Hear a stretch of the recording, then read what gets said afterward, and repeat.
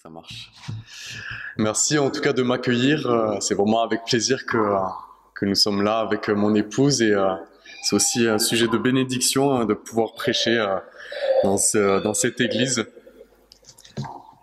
Voilà, alors notre texte se trouve dans Genèse au chapitre 4, versets 1 à 16.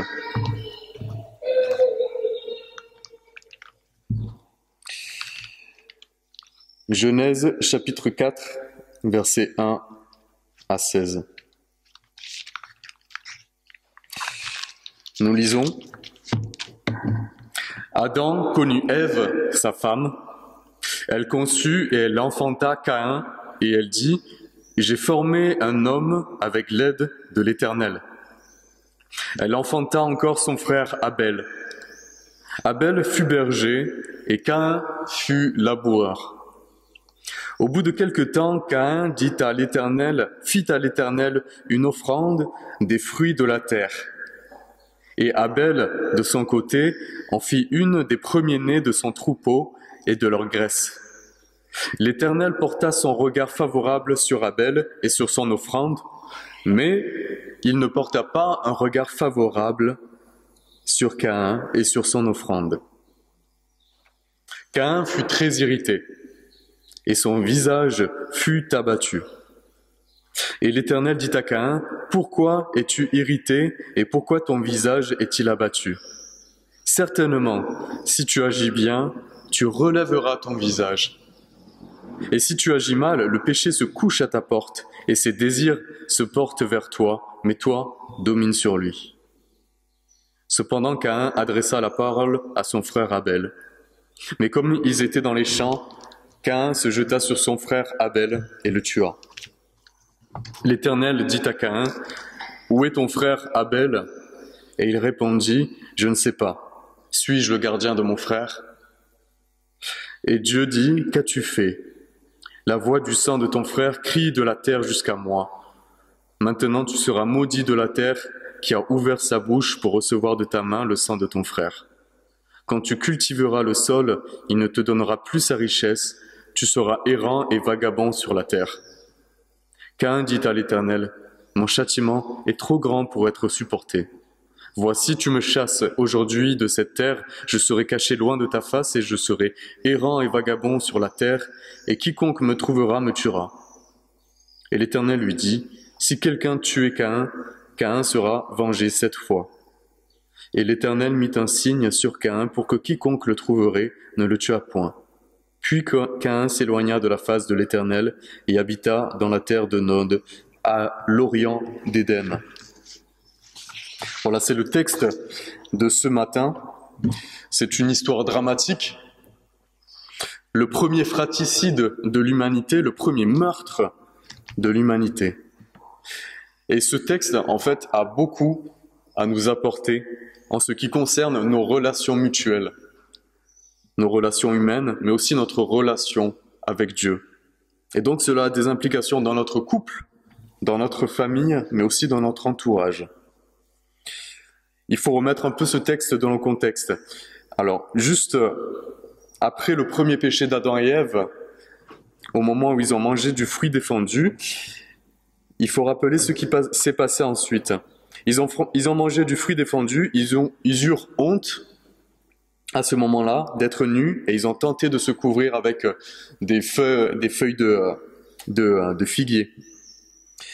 Et l'Éternel vint à la rencontre d'Adam et Ève et il demande à Adam, « Où es-tu » Donc on voit là que Dieu reste en contact avec sa création même après la transgression. Et suite à cela, il dit au serpent une chose qui est très importante. Il dit, « Je mettrai l'inimitié entre toi et la descendance d'Ève. Celle-ci t'écrasera la tête et tu lui écraseras le talon. » En fait, cette parole, cette annonce, c'est la prophétie qu'un jour, la descendance d'Adam et Ève va vaincre le mal.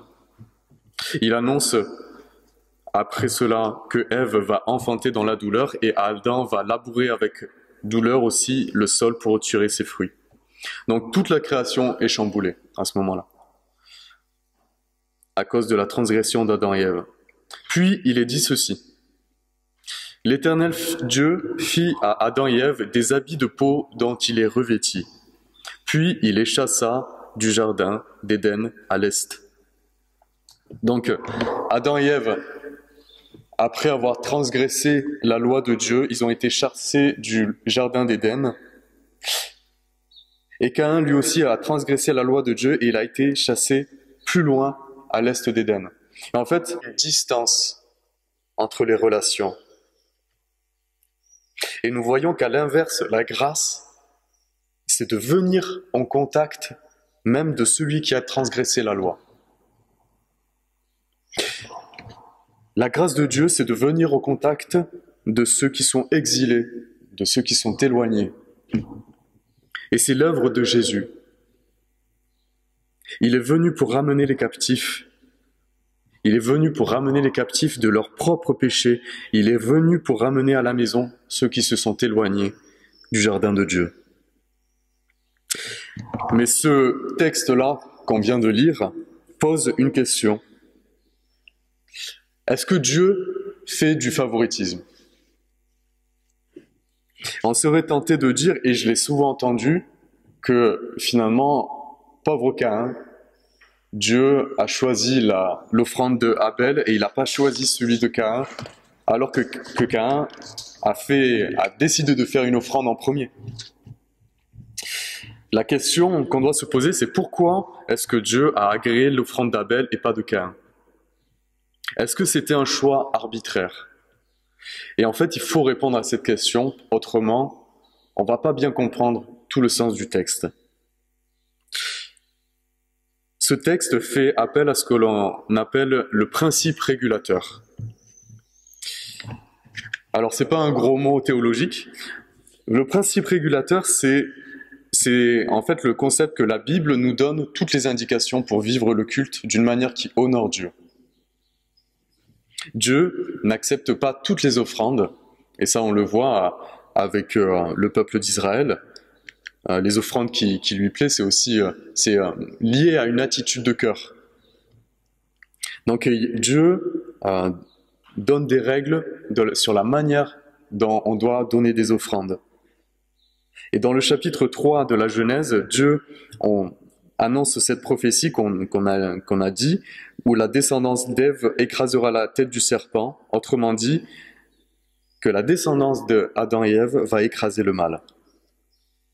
Et suite à cela, très important, Dieu couvre Adam et Ève d'une peau de bête. En fait, quand il donne cette peau de bête à Adam et Ève, en fait, Dieu, il sacrifie des animaux. Dieu est le premier à avoir versé du sang. Et en fait, il sacrifie des animaux afin de couvrir le péché d'Adam et Ève. Et Dieu donne ici le principe du sacrifice. Le sacrifice devient un souvenir de cette promesse de la venue du serviteur souffrant qui écrasera la tête du serpent. Et en fait, Caïn, en donnant de simples légumes, et même pas les prémices, même pas les meilleurs de ces légumes, en fait, montre en fait qu'il n'a rien à faire des règles que Dieu donne. L'offrande qui plaît à Dieu passe par le sacrifice. Caïn n'a pas compris le sens de l'offrande. Et on voit avec son attitude qu'en fait, il n'a pas fait cette offrande pour Dieu, il l'a fait pour lui-même. En Hébreux, chapitre 11, verset 4, il est dit « C'est par la foi qu'Abel offrit à Dieu un sacrifice plus excellent que celui de Caïn. C'est par elle qu'il fut déclaré juste, Dieu approuvant ses offrandes, et c'est par elle qu'il parle encore, quoique mort. » Le sacrifice d'Abel a été accepté parce qu'il avait la foi. Et celui de Caïn a été refusé parce qu'il n'avait pas la foi. Il n'avait pas placé sa confiance en Dieu. Et c'est pour cela qu'il ne l'écoute pas par la suite. Il n'a pas confiance en Dieu, donc il ne l'écoute pas. Abel a fait un sacrifice, c'était un sacrifice non pas de pardon, mais c'était un sacrifice, une offrande pour manifester qu'il attendait celui qui allait détruire le mal. Donc nous voyons qu'il y a une différence dans l'attitude des personnes qui ont donné ces offrandes, mais il y a aussi une différence dans la qualité des offrandes. Et ça, on peut le demander à chacun d'entre nous. Qui sont ceux d'entre nous qui préféreraient une salade plutôt qu'un bon veau gras pour une fête? À l'époque, et même aujourd'hui, le prix d'un agneau n'est pas le même que 2 poireaux et 3 tomates. Dieu n'approuve pas l'offrande de Caïn et il n'approuve pas non plus son attitude. Et il le reprend. Il lui dit « Fais attention, Caïn ». Caïn est le premier être humain à se mettre en colère, ou du moins ce qui est retranscrit dans la Bible. Et Caïn ne sait pas ce qui lui arrive. Il est dit que Caïn a été très irrité, mais en fait, en hébreu, c'est plutôt une colère ardente qui est venue sur Caïn, qui s'est déposée sur lui, comme un feu brûlant. Et Caïn ne sait pas comment réagir. Et il est dit, Caïn eut le visage abattu. C'est-à-dire que Caïn ne se ressemble plus. Alors que 2 chapitres auparavant, nous voyons que Dieu a créé l'homme et la femme à son image, à sa ressemblance.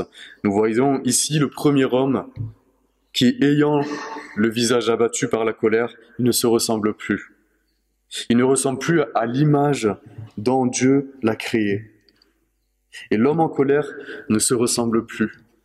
Il n'est plus lui-même, tant il est pris par l'ardeur de sa colère. Et l'image de Dieu se défait petit à petit, tout comme se défait les traits du visage. On dit parfois que quand on est triste ou quand on est en colère, on le porte sur nous, on le porte sur notre visage. Mais Dieu vient vers lui pour lui apprendre à gérer. Pour lui apprendre à gérer cette situation, cette colère, et ne pas s'en rendre esclave. Et il lui pose des questions. Et il lui pose des questions, non pas qu'il ignore la réponse, mais en fait, il est nécessaire pour Caïn d'exprimer ce qu'il a au fond de lui, afin de recevoir la guérison. Daniel Bourguet, un écrivain chrétien il a écrit par rapport à ce passage, quand Dieu pose la question « Pourquoi es-tu irrité ?» Il dit « Si Dieu interroge ainsi, ce n'est pas parce qu'il ignore les réponses. Dieu en effet sonde les reins et les cœurs. Il peut donc savoir ce qui se passe chez tout être humain, sans avoir à poser de questions. » Pourquoi Dieu pose ici la question? En fait, c'est pour que Caïn s'interroge lui aussi, pour qu'il se pose la question à lui-même. Pourquoi suis-je irrité? Pourquoi est-ce que les traits de mon visage sont abattus? Il veut que Caïn trouve les réponses en lui-même plutôt que de laisser la colère agir. Discerner la cause de la colère, la regarder en face, c'est s'engager déjà sur le chemin de la guérison. Dieu cherche par ses questions à orienter Caïn sur ce chemin-là. S'il est en colère, c'est qu'il y a une raison. Et la question pourrait tout aussi bien être celle que Dieu a posée à Jonas. Est-ce que tu fais bien de t'irriter? Et le problème, tant avec Jonas qu'avec Caïn, c'est le même. C'est le problème de la justice, le problème du sentiment d'injustice. Pour Jonas, il s'irrite parce qu'il ne veut pas que Dieu sauve ses ennemis. Il veut que Dieu fasse justice et qu'il les tue. Et Caïn, il veut que Dieu soit équitable entre lui et son frère. Il veut la justice. Mais nous voyons bien, nous savons que la justice humaine n'est pas la justice de Dieu. Le véritable problème, c'est que parfois nous manquons d'humilité et nous oublions que la justice est à Dieu et pas à nous. Il faut se poser la question, si Dieu a décidé d'agréer le sacrifice d'Abel, est-ce que Dieu serait injuste? Et finalement, c'est poser la question, est-ce que Dieu serait pécheur? Et finalement, qui pose la question finalement? Est-ce à nous, les injustes, de poser de telles questions à Dieu sur la justice de Dieu? Qui sommes-nous pour interroger Dieu? Caïn s'est mis en colère parce qu'il a été piqué à vif de son amour-propre. Il a été le premier à offrir une offrande, et le choix de Dieu a blessé Caïn dans son amour-propre, et la colère a trahi cette blessure. Et c'est extrêmement fréquent. La colère, souvent, dit la blessure de l'amour-propre. La maladie spirituelle de Caïn, c'est donc son orgueil. Parce qu'il a offert l'offrande en premier, il a cru que Dieu avait le devoir de recevoir son offrande. Et Caïn ne répond pas.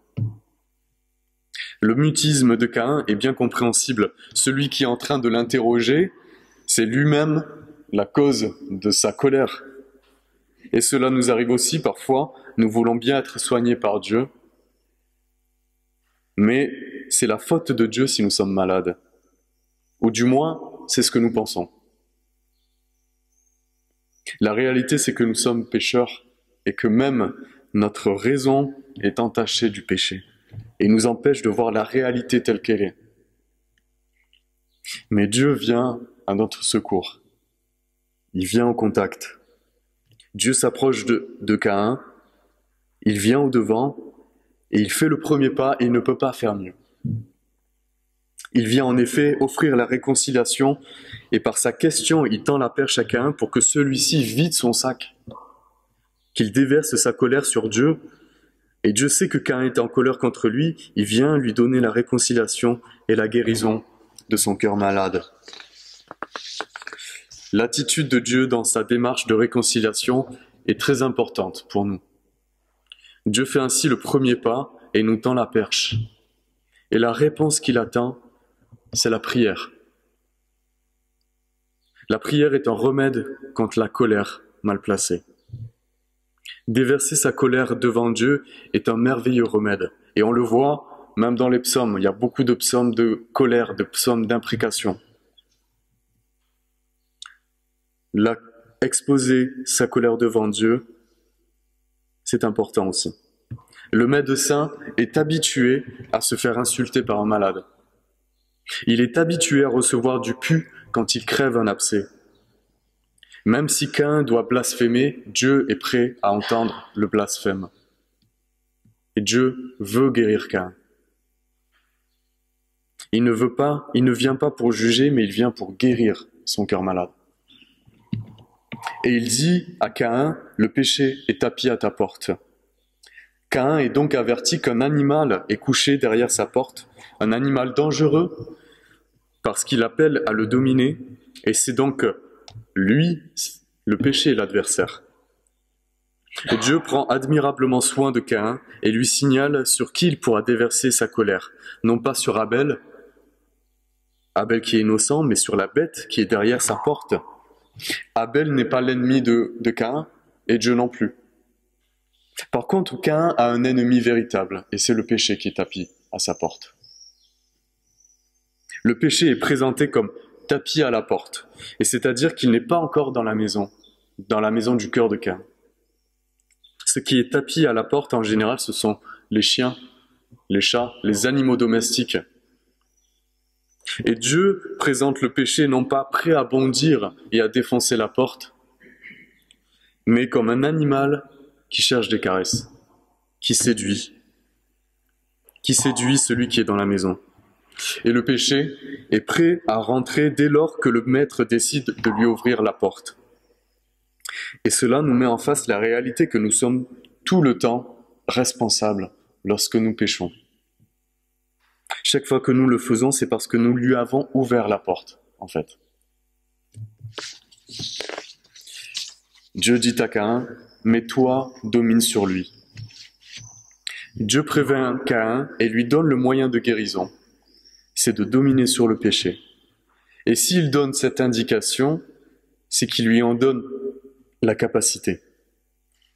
Et nous avons là une excellente leçon pour nous, c'est que le péché n'est pas une fatalité. Nous pouvons dominer sur lui si nous sommes à l'écoute de Dieu. Mais Caïn ne répond pas. Le drame de la colère, c'est qu'elle refuse parfois la réconciliation. La colère se renferme alors sur son mal et devient une rancune dans le silence. Caïn tue son frère Et Dieu lui demande « Où est ton frère ?» Comme il a posé la question à Adam et Ève « Où es-tu » Il pose la question tout en sachant où il est. Dieu continue d'être en contact avec lui et il lui donne la possibilité de se repentir et d'ouvrir son cœur à Dieu. Mais Caïn continue sur son chemin de rébellion et il ment à Dieu. Il dit « je ne sais pas ». Et même Caïn prend un peu Dieu de haut. Il dit « suis-je le gardien de mon frère ?» En hébreu, en fait, c'est un jeu de mots parce que Abel était gardien du troupeau et du coup, en hébreu, ça donnerait plutôt la traduction « suis-je le gardien du gardien ?» Il se moque de Dieu, en fait. Lorsqu'on ouvre la porte au péché, il est difficile de revenir en arrière. Caïn a lâché les chiens de la destruction et il a détruit par la même occasion à la fois son image, mais aussi sa relation avec Dieu. Et Caïn se coupe de lui. Dans la lettre de Jean, au chapitre 3, verset 11, nous lisons ceci. « Car ce qui vous a été annoncé, ce que vous avez entendu dès le commencement, c'est que nous devons nous aimer les uns les autres. Et ne pas ressembler à Caïn, qui était du malin et qui tua son frère. Et pourquoi le tua-t-il ? C'était parce que ses œuvres étaient mauvaises et que celles de son frère étaient justes. » Malgré toute cette histoire, nous voyons avec Caïn, que personne n'est trop loin de la grâce de Dieu. Dieu continue de lui parler pour qu'il revienne, comme un père patient envers son enfant. Et Dieu lui présente sans cesse la grâce, mais Caïn choisit de s'endurcir et de s'éloigner de Dieu. Caïn ne veut rien entendre de l'évangile. Caïn était le frère aîné d'Abel, il était bien entendu qu'il aurait dû être le gardien de son frère. Mais au lieu de ça, il a été son prédateur, car il a refusé de dominer sur sa colère et sur son péché. Et ce texte dramatique nous fait soupirer après un grand frère, un vrai grand frère, qui, au lieu de tuer son frère cadet, choisit de prendre soin de lui. Et cela me fait penser à la parabole du fils prodigue où le frère aîné refuse de se réjouir avec son père du fait que son petit frère a été retrouvé. Il refuse de se réjouir parce que son petit frère a dépensé tout son héritage avec des prostituées. Et en refusant de se réjouir de ce que son frère est revenu, c'est comme s'il souhaitait sa mort. Caïn aurait dû se réjouir de ce que Abel a été approuvé de son offrande. Il aurait dû apprendre de lui. Et la bonne nouvelle, c'est que nous avons un tel grand frère. Un grand frère qui prend soin de nous, qui nous protège, et pour nous sauver de la mort a été sacrifié pour nous. Jésus-Christ a souffert pour que nous soyons sauvés, et il appelle tous les chrétiens ses frères et ses sœurs. Il est notre grand frère. Et il intercède pour nous auprès du Père, pour que tout ce que nous demandions en son nom, nous puissions le recevoir. Et il nous protège au quotidien. Il n'abandonne pas son Église et il continue de prendre soin d'elle. Même si parfois, on n'a pas l'impression, mais il est clair qu'il continue de prendre soin de son Église. Christ est notre Sauveur et il parle à sa communauté afin que nous résistions au mal. Il a bu la coupe de la colère de Dieu pour nous, et tandis qu'il est dit que le sang d'Abel crie vengeance, le sang du Christ crie la grâce. La grâce pour mon peuple. Père, pardonne-leur car ils ne savent pas ce qu'ils font. C'est la parole de Jésus à la croix. Et d'une certaine manière, tout péché, même s'il est fait par une personne totalement responsable, tout péché est dû à notre ignorance. Ignorance de qui on blesse profondément, ignorance des conséquences, ignorance du fait que nous nous blessons nous-mêmes parce que le péché défigure notre image que Dieu a déposée en nous, à sa ressemblance. Mais Dieu nous appelle à lutter. Et comme Christ a lutté dans le désert pour résister au diable, il nous appelle à résister. Dans l'épître de Jacques, il nous dit « Soumettez-vous à Dieu et résistez au mal, et il vous fuira. Il ne sera plus tapis à la porte, il vous fuira. Et nous pouvons le faire grâce au Saint-Esprit que Dieu a donné à ses enfants en ce jour de Pentecôte, où Dieu a donné son Saint-Esprit aux disciples du Christ. C'est par le Saint-Esprit que nous pouvons lutter. En dehors de lui, nous sommes voués à la destruction et à la colère éternelle. La bonne nouvelle, c'est que Dieu ne nous abandonne pas. Il n'abandonne pas ses enfants lorsque nous sommes en difficulté. Et il continue à être en contact avec eux. Et ne faisons pas la même erreur que Caïn. Quand Dieu nous parle, nous devons lui répondre, rentrer en contact avec lui. Nous lisons dans l'épître aux Éphésiens, il est dit « Quant à vous, vous étiez morts à cause de vos fautes et de vos péchés. Vous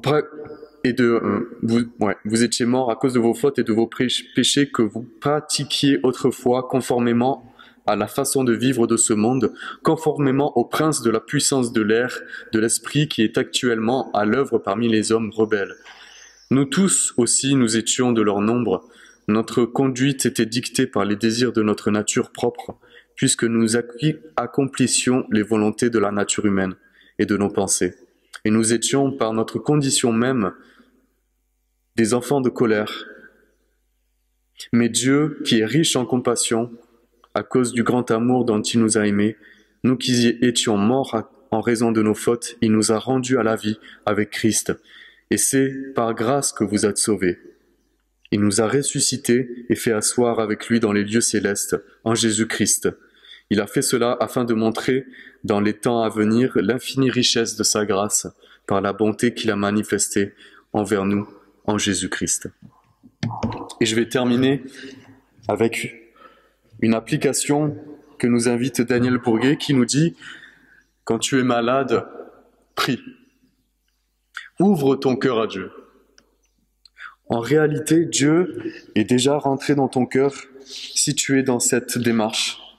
Je ne sais pas comment, mais il est déjà rentré sans être horrifié de ce qu'il découvre, de ta misère et de ta souffrance. Il est entré pour susciter en toi la prière, pour la faire naître. Il n'est pas pressé. Il prend son temps. Et il t'aide par son attention, son écoute, comme un père penché sur son fils malade. Pourquoi donc attacher tant d'importance à ce que va dire Caïn à Dieu?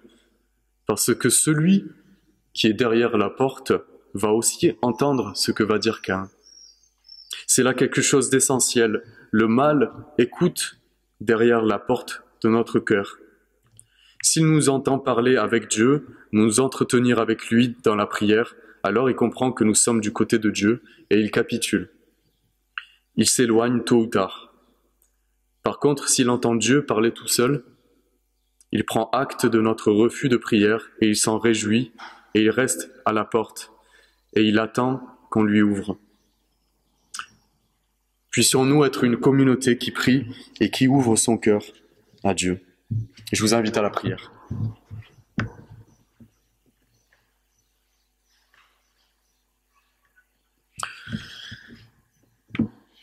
Merci Père parce que tu es un Père qui nous aime, qui aime ses enfants, qui prend soin d'eux, Seigneur. Merci parce que malgré ce que nous pouvons vivre à l'intérieur de nos cœurs, Seigneur, tu nous accompagnes et tu nous aides à comprendre ce qui se passe à l'intérieur de nous. Père, puissions-nous écouter ce que tu as à nous dire, Seigneur. Aide-nous à gérer parfois les émotions qui sont trop fortes, qui viennent à nous. Aide-nous aussi à nous en remettre à toi et à te dire même ce qui nous fait mal et même notre colère, qu'on puisse se déverser et s'adresser à toi, Seigneur. Parce que toi, tu nous connais et tu sais ce dont on a besoin. Transforme-nous par ton amour et par ta grâce. Par Pascal. Je ne sais pas s'il y a encore des oreillettes à vendre au fond du temple. Est-ce qu'il y a encore Monique? Il y en a? D'accord. Si vous voulez des oreillettes, vous pouvez, au fond du temple, vous pouvez les acheter. Cet après-midi, il y aura un concert aussi à l'église catholique. Je ne sais pas si vous vous rappelez l'heure. Moi, je ne me rappelle pas. En tout cas, il y a une affiche là, à la porte du temple. Vous pouvez y regarder. Mardi, 20h de cette semaine, nous avons la réunion de prière chez Simone. Voilà. Vous êtes tous invités pour venir participer de ce moment. Jeudi, 14h30, nous avons l'étude biblique. Donc vous êtes tous invités aussi. C'est un moment très précieux où nous pouvons partager, nous pouvons apprendre. Et nous avons le défi cette semaine de répondre si Dieu est-il égoïste ou égocentrique pour demander que nous les glorifions. Voilà, de nous demander de le glorifier. Pardon. Et donc nous avons ce défi de répondre à cette question. Dimanche prochain, le 4, c'est la kermesse à Camarade. Ça veut dire que nous n'aurons pas un culte ici au MAS. Ça sera à l'Ézère, 10h30, en culte à l'Ézère. Vous êtes tous invités et aussi à faire votre inscription pour le repas du midi. N'hésitez pas à chercher Monique ou autre personne pour faire votre inscription. Je pense qu'il y a encore de la place, donc n'hésitez pas à vous inscrire. Et une autre annonce, c'est pas pour demain, c'est encore pour le 18 juin. En fait, le 18 juin, c'est un culte qu'on appelle un culte pour la jeunesse. C'est une façon que nous avons trouvé d'intégrer les jeunes et les enfants dans un culte. Et à l'après-midi, nous avons l'école biblique. C'est tout un après-midi préparé, adapté pour les enfants. Et à ce jour-là, les enfants vont préparer un festin, évidemment, adapté pour les enfants. Et vous êtes invités. Voilà, vous allez recevoir la précision au niveau des horaires, mais c'est plutôt à la fin de l'après-midi, vers 16h, on va voir. Mais voilà, vous êtes invités à participer de ce festin que les enfants vont préparer. D'accord ? Après, si vous avez des questions, n'hésitez pas à chercher Esperanza, Benjamin et même Marianne, qui sont les responsables de la jeunesse. Je ne sais pas pour les conseillers s'il y a d'autres annonces. Des Rio Baixo, camarades. Je vous invite à la prière. Prions. Seigneur notre Dieu, notre Père, par la clarté de ton esprit, enlève les écailles qui obscurcissent la vision de nos contemporains. Fais-leur voir les merveilles de ta grâce. Envoie des témoins de ton Église à travers le monde, afin que ta lumière éclaire tout homme, que toutes les nations chantent ta fidélité. Par la joie de ton esprit, chasse la tristesse des cœurs qui sont en prison. Délivre-les de leur angoisse. Fais-les marcher sur le chemin du bonheur, ouvert par ton Fils bien-aimé. Par la patience et la compassion de ton esprit, apprends à tes enfants à voir les besoins de leurs frères et à y répondre généreusement. Sauve ton peuple de l'esprit de jugement. Fais-lui vivre et partager ton pardon quotidien. Réponds le règne de ton amour, que ton Église chante ta bonté. Par zèle de ton esprit, envoie des serviteurs, accueillir et accompagner les blessés. Imprime l'évangile de ton amour en lettres de feu dans leur âme, afin que, voyant le bien qu'ils font, beaucoup louent qui est dans les cieux. Que toute la création chante ta gloire. Amen. Ce que l'Esprit produit, c'est l'amour, la joie, la paix, la patience, la bienveillance, la bonté, la fidélité, la douceur et la maîtrise des soi. L'Esprit nous a donné la vie. Laissons-le donc diriger et conduire notre vie.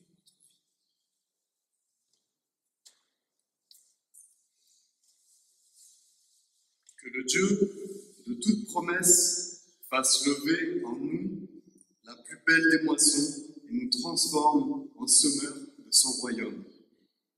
Le Seigneur est avec nous tous.